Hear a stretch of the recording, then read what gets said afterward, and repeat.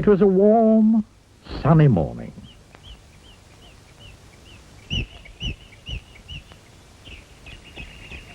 In his small house at the other side of the wood, Mr. Tickle was asleep. You didn't know that there was such a thing as a tickle, did you? Well, there is. Tickles are small and round, and they have arms that stretch and stretch and stretch. Extraordinarily long arms. Mr. Tickle was fast asleep. He was having a dream. It must have been a very funny dream, because it made him laugh out loud. And that woke him up. He sat up in bed, stretched his extraordinarily long arms, and yawned an enormous yawn.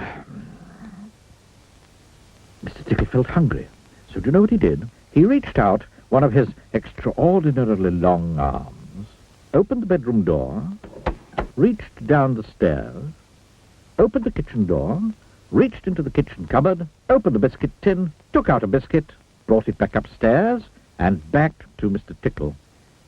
As you can see, it's very useful indeed, having arms as long as Mr. Tickle's. Mr. Tickle munched his biscuit.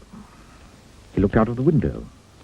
Today looks very much like a tickling day, he thought to himself. So, later that morning, after Mr. Tickle had made his bed and cooked his breakfast, he set off through the wood.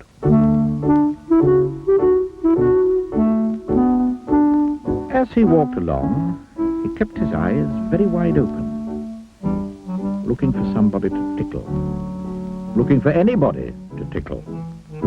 Eventually, Mr. Tickle came to a school.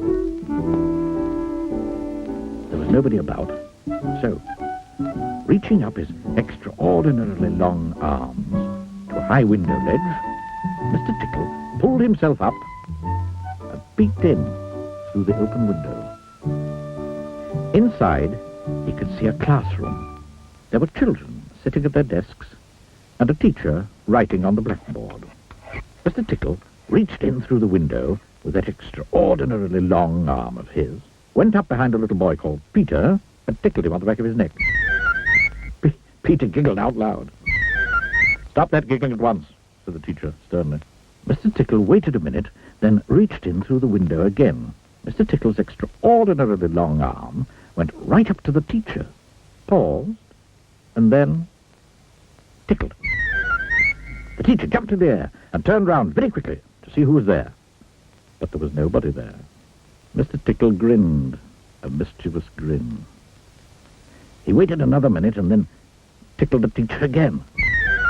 This time he kept on tickling, until soon the teacher was laughing out loud and saying, "Oh, stop it! Stop it! Oh, stop it!" over and over and over again. All the children were laughing too at such a funny sight. There was a terrible pandemonium. Eventually, Mr. Tickle thought he'd had enough fun, so he gave the teacher one more tickle for luck, and then very quietly brought his arm back through the open window.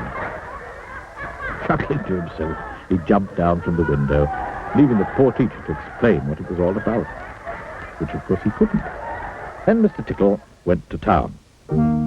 And what a day Mr. Tickle had.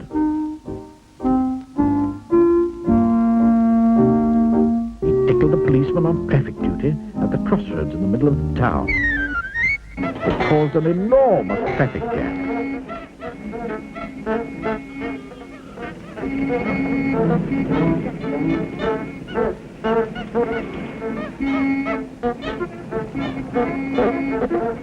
He tickled the greengrocer just as he was piling apples neatly in his shop window. The greengrocer fell over backwards, and the apples rolled all over the shop. There were apples everywhere. At the railway station, the guard was about to wave his flag for the train to leave. As he lifted his arm in the air, Mr. Tickle tickled him. And every time he tried to wave his flag, Mr. Tickle tickled him. And tickled him again. Until the train was 10 minutes late, and all the passengers were absolutely furious.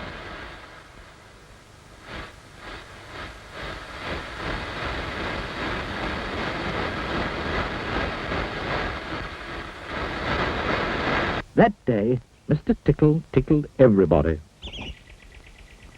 He tickled the doctor. He tickled the butcher.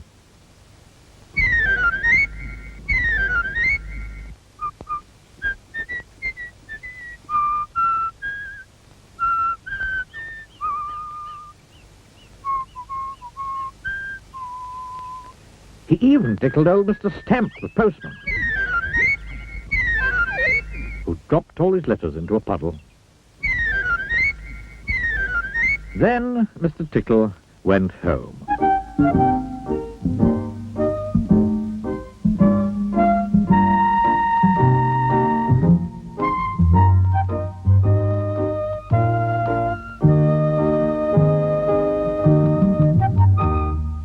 Sitting in his armchair in his small house at the other side of the wood, he laughed and laughed and laughed every time he thought about all the people he'd tickled. Oh, dear. Oh,